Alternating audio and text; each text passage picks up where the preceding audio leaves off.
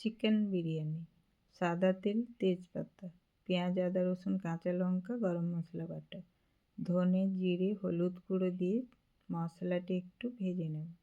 এরপর চিকেন, আন্দাজ মতো নুন, 1 চামচ বিরিয়ানি মশলা, 2 চামচ টক দই দিয়ে চিকেনটা কিছুক্ষণ ভেজে নেব।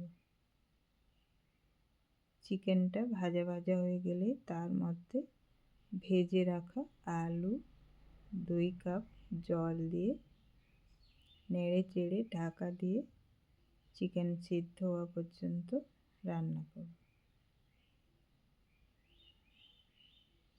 চিকেনটা পুরো সিদ্ধ হয়ে গেলে, ঝোল একটু কম হয়ে গেলে তার মধ্যে নুন দিয়ে সিদ্ধ করে রাখা রাইস, ভেজে রাখা বেরেস্তা, ধনেপাতা কুচি, গোলাপ জল, কেওড়া জল দিয়ে ঢাকা দিয়ে সিমে রেখে 10 মিনিট মতো রান্না করব।